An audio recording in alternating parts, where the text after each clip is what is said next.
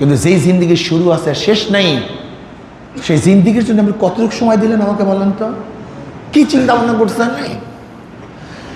এর জন্য আমি আমার মুমিন মুত্তাকিন সালিহিন আবিদিন কানিতিন যারা আল্লাহকে বিশ্বাস করেন তাদের ব্যাপারে আমার ছোট্ট একটা কনসেপ্ট, এটা মনে রাখবেন।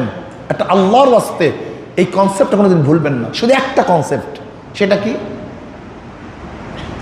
আপনার ভাই, আপন ভাই, সে ইউনিভার্সিটিতে ভর্তি হয় নাই, কিন্তু আপনি ইউনিভার্সিটিতে ভর্তি হয়েছেন। বলেন তো তার চাল চলন ওঠা বসা সমান হবে না ভিন্ন হবে? কারণটা কি? আপনি একটা নিয়ন্ত্রণের মধ্যে আছেন। আপনার বহুত কাজ, এই পরীক্ষা, এই এক্সাম, এই আমার লেখা, এই ক্লাস, বিভিন্ন ঝামেলা আছে আমার, কিন্তু আমার ভাই কিছু নেই। ঠিক যারা মোমেন না আর যারা মোমেন, যারা মুসলমান না আর যারা মুসলমান, এদের মধ্যে কাজকর্মের পার্থক্য হওয়ার দরকার আছে কি নেই? শুধু এতটুকু মনে রাখেন, আপনার মোমেন ও মোমেন না, আপনার ছাত্র ও ছাত্র না, আপনি মুসলমান ও মুসলমান না। আপনি একজন গায়বী মুসলিমের সাথে তুলনা করবেন নিজেকে? আচ্ছা বলেন তো, ভালো ছাত্র কি ভালো ছাত্র অনুসরণ করে না মূর্খতার অনুসরণ করে? হ্যাঁ, এ ব্যাপারে আপনার একমত না দ্বিমত?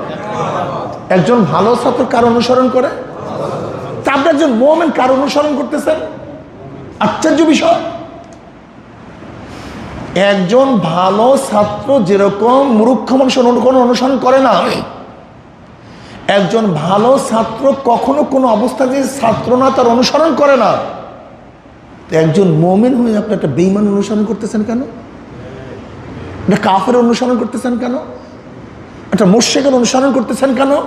মনে রাখবেন, আপনি যত বড় ভালো ছাত্র হন না কেন, মূর্খদের সাথে থাকলে আপনি একজন মূর্খ হয়ে যাবেন, আপনি পাস করতে পারবেন না।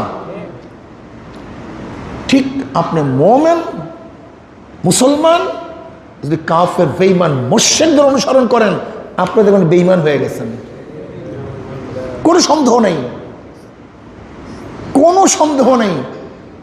এর জন্য আপনাকে অবশ্যই একজন ভালো মুমিন অনুসরণ করতে হবে, ভালো মুসলমান অনুসরণ করতে হবে, ভালো মুত্তাকিনের অনুসরণ করতে হবে।